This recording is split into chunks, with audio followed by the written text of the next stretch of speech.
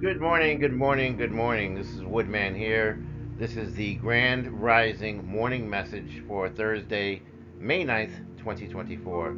This year is flying by. So today I decided to pull some cards. I'm sort of like a learning, beginning, apprentice tarot reader with a lot to learn, but I'm going to try to interpret what I see in the cards. I suppose that it won't be great, but it'll get better with time. So I pulled here initially the Wheel of Fortune, the Ace of Wands, the Ace of Swords, the Six of Pentacles, and the Hanged Man. So let's go into each of these cards. The Wheel of Fortune is a card of Jupiter and also a card of fire, which is Aries, Leo, Sagittarius.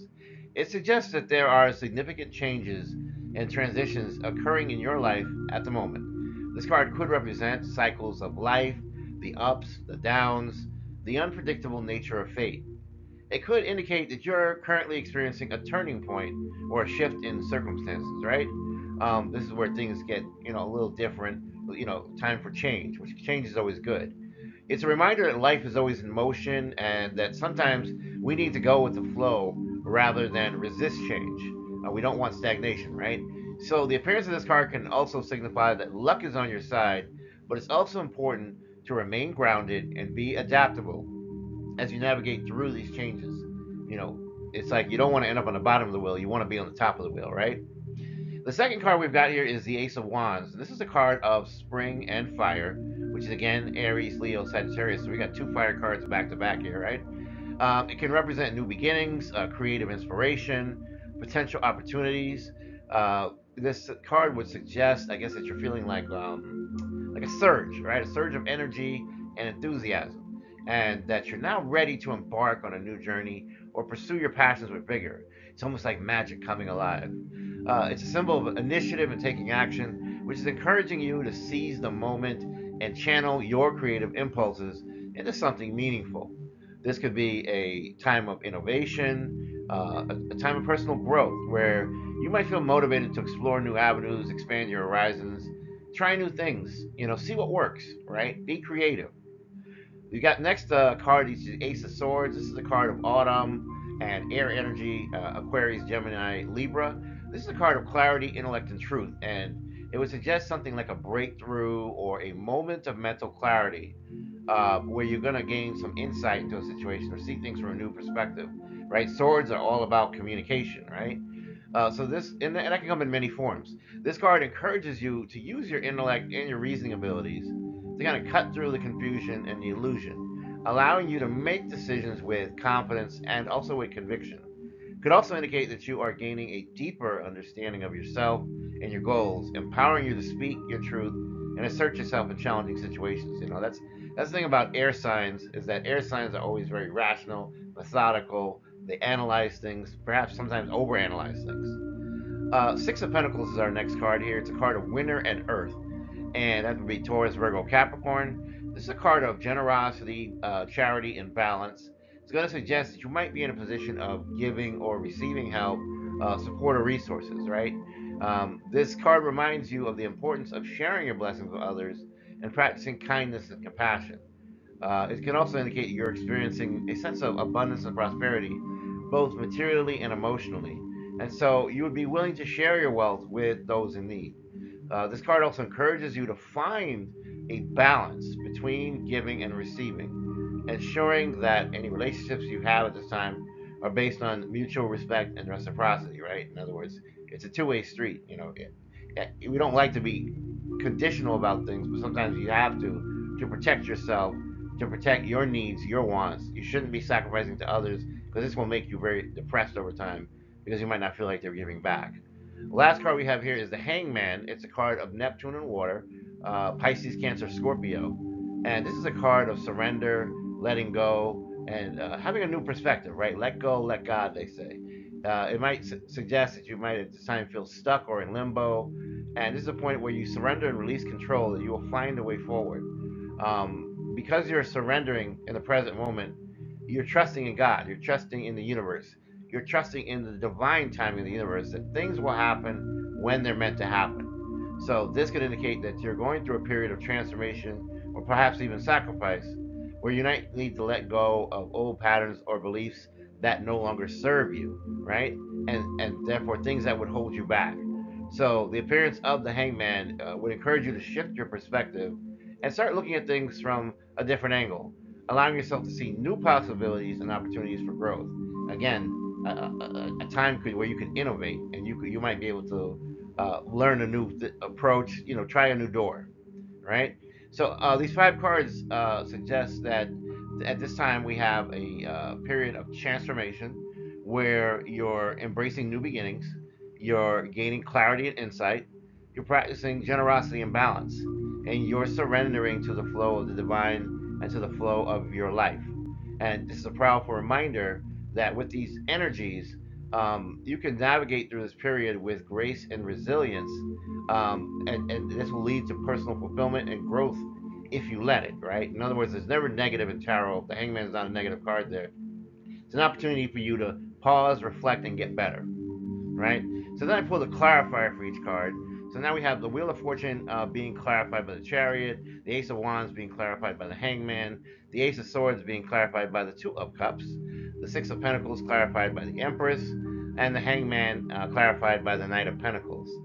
With the Chariot, this is a card of the Moon and of water, Pisces, Cancer, Scorpio, particularly a Cancer. And the Hangman, sorry, the Two of Cups is a water, which is Pisces, Scorpio, and what's the other one? I don't remember off the top of my head. Pisces, oh, Cancer, Scorpio, yes. And then we also have the Empress, which is a Venus and Earth card, Taurus, Virgo, Capricorn, and the Knight of Pentacles, which is also an Earth card, Taurus, Virgo, Capricorn. So the clarifying cards will provide deeper insights into the initial cards drawn, because now what you have them working together, you can further understand or explain their meanings or implications.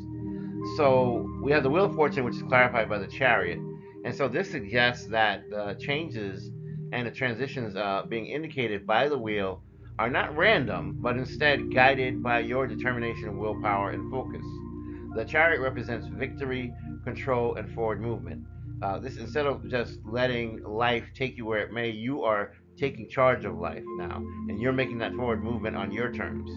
So this suggests that while there may be external forces at play, you have the power to navigate through them with strength and purpose, right? They say if people are bad to you, you can't control people, but you can control yourself.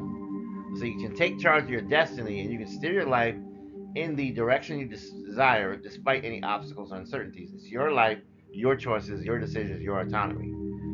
The Ace of Wands being clarified by the Hangman here, and this is the second appearance of the Hangman in this reading, indicates that the new beginnings and creative inspiration created by the Ace are asking you to pause and deeply reflect on your desires and motivations. This is now twice that we're being told here that this is a time to reflect. So the Hangman here being a period of surrender, introspection, you might need to use that time to kind of let go of old things, preconceived notions, or old expectations in order to gain a fresh perspective.